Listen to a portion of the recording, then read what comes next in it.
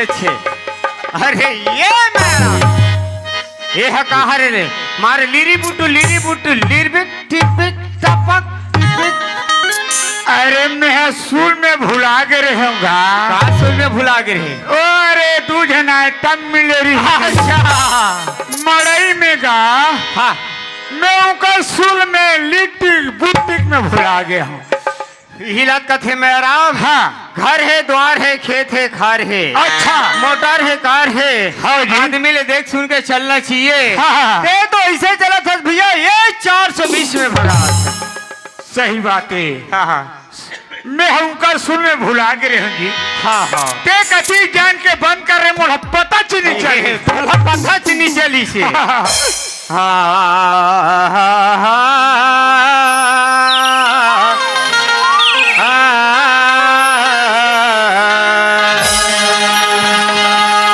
अजी पहले सुमरा सरस्वती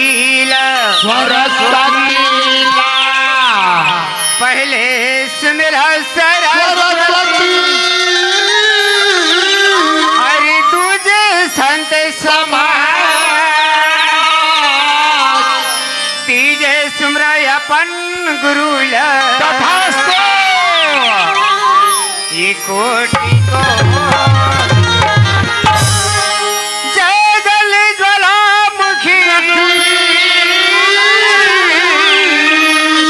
सकल हरण भुजे लज्जा मेरे राखिए प्रभु। वाह भैया ये भरे आए भरे बीज दरबार सारी दे ये भरे बीज दरबार सारी दे पहले तुझे मनाऊं कंठ में आके बसियो हो माँ। वाह मेरे भैया रागे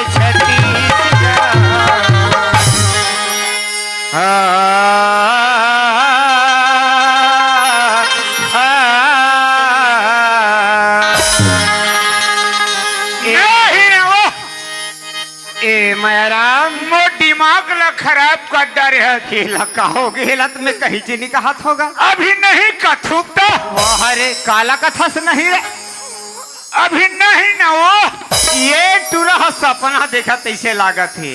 वो टूरी मन के भोरहा में मोला नहीं न वो नहीं न वो नहीं न वो अभी नहीं कथुता बाद में कभी नहीं कथा काला बाद में कथा से रे।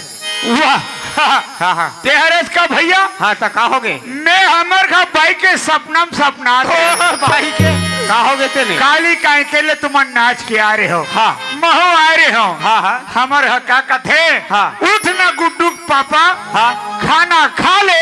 अच्छा खाना खा ले। हाँ तब मैं कहत रहे अभी नहीं खाकर सुतन देना वो अच्छा बाद में देवे एक कनी सुतन देना वो ऐसे कहा। माने तुहार घर के बात है घर के बाई के बात ये मेरा हाँ ये कौन गाँव हरे भैया ये गाँव हाँ ये गाँव है ग्राम लोहार टोला है भैया। अच्छा सुना था भैया हाँ ये बैठे थे मतलब देखा था हाँ हाँ अच्छा ये मल्लक है ये मल्ला की है भैया। हाँ हाँ काली हमन कांकर गए है। हाँ वहाँ के मला देखे हो। अच्छा वहाँ के मन करिया करिया दिखे बाप रे और लोहार टोला के मला देखो तो पंडरी पंडरी दिखते।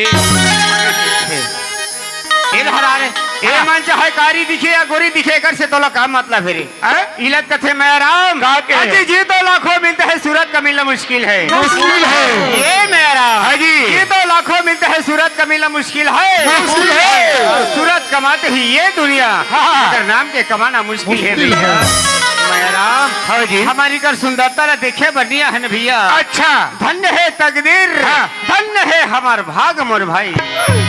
यही बात है तो फंसा नहीं पड़े यार। कहा रे तो धनिया भाग है भाग वो बात तो है भैया। हाँ। ये लोहार टोला गांव में आहन गंगा के दर्शन अपाहन भैया।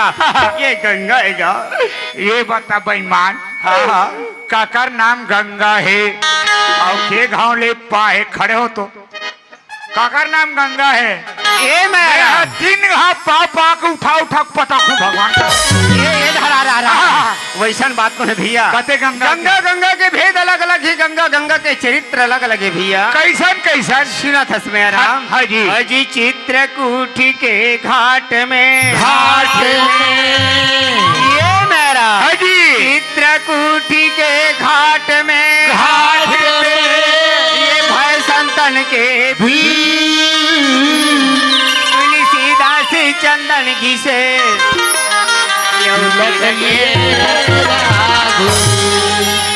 तेरे कहा के ते बार बार मोला वैसे मत धकिया। अरे नहीं आए तो मोला पूछ अच्छा मने मोर से नहीं बनी वैसा नहीं कहा भैया। कैसे कथे और ऐसा कहे गए है। हाँ हाँ अरे चित्रकूट के घाट में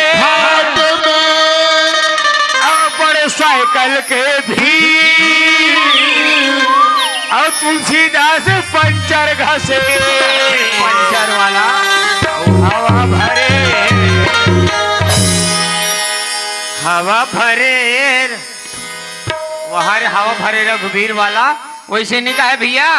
चित्रकूट के घाट में भाई संतन की भीड़ अच्छा तुलसीदास चंदन घिसे तिलक लिए रघुवीर एला कथे समाज रूपी गंगा। हाँ जी। अब एक क्षण गंगा का होते भैया कैसन होते मोर मोर के हे संगी काला तेहर पावे ये मेरा हाजी मोर मोर के हे संगी काला तेहर पावे हरी मसान घाट में जाके संगवारी का होते ये 3.5 हाथ थी अब ये मसान घाट ले के बेखा ये कथरी चादर ला जोरी यही खाचा में डारे के बेखत मेरा का होते भैया। ये कन्या के कर भैया जी। कच्चा पकड़ी चोला के काहे ठिकाना संगवारी हरे हरे कभी ये पिंजरा ले सुबह उड़ा जी भैया। हाँ जी। वो दिन में गांव के नारी जात मन हाथ के चूड़ी मांग के सिंदूर कान के खिनवाला अच्छा तरिया में ठंडा कर देते ठंडा कर देते ऐसे गंगा के 2 रुपये भैया। हाँ जी। ये मेरा अच्छा वो हाथ दे दाई बैठे हैं साल ओढ़ के ओला कहे हाँ। मुर्सियान दाई वो तो श्याम भाई है और ये दे 15 पग वाले बैठे हैं एकरा पूछे है हाँ ओ मोर मोसाए वो तो मुर्दा है हाँ ओ तो श्याम दाई का हतरी से हाँ। नाती टुरा आहे अच्छा। नानमुन कहानी लगतीस हाँ। नानमुन भजन लगतीस ऐसे कही के तोर मुहला ताकत है भैया।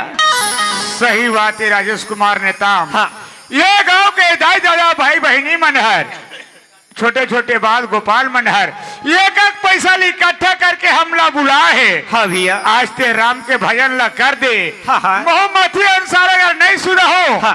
तो दाई दादा मन मोला कौन हो अच्छा नहीं कही नहीं कहा भैया। तो ध्यान से सुनत रहा। हाँ हाँ मैं ध्यान लगा के सुनत हूँ। ध्यान से सुन हाँ अजी औ ला ला ला ला ला अब ली ली ली ली लू मोर बार अंडा ला ये मोर बार दुकान खोली तैसे लाखा अब मोर बार पहुआ ला अरे पौवा वाले अब मोर बार कुर्सी ला